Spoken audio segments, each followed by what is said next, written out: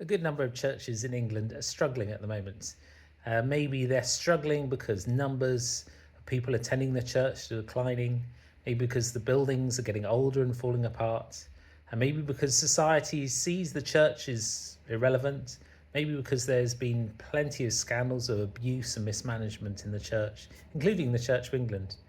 And when that happens, it's easy to blame other people. It's easy to blame society. It's easy to blame the economy. It's easy to blame politicians. But actually, as people in the church and as a church leader myself, we have to look at ourselves. That's really the only place that we can start.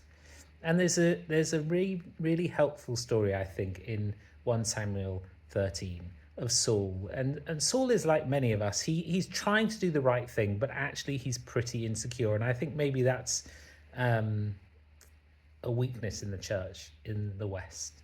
We're insecure. We don't really believe in what we have. We don't believe that God is maybe as with us as much as he needs to be.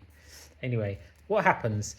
Saul has a good-sized army, but the army of the Philistines he's fighting against is more than 10 times as big. And when he sees the army, he's terrified, and so he decides to make a sacrifice not to God.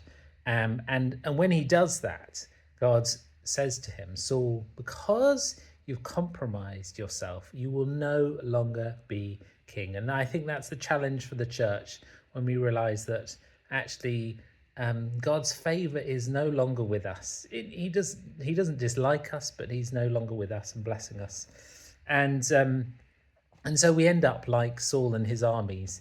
They have so little left that they're going scrounging for the Philistines. They don't even have any weapons to fight the Philistines. They have to go to the Philistines' armies to get weapons. And that's a sad state of affairs that the church can be in. And when we're in that state, which some churches, not all churches, some churches are in, what is the answer? Well, to not make the mistake that we did earlier on of putting aside the gospel, putting aside evangelism, putting aside generosity, putting aside mission, and instead focus on keeping ourselves looking good. That was the first mistake. And then we need to humble ourselves and say we were wrong. God, may we follow you with courage. And do you know, I think when we do that, we see God's blessing again and again and again. That's my prayer for the church. That's a prayer for me as a church leader, that I'll be humble and teachable, and that we will see God bless us and the church revived.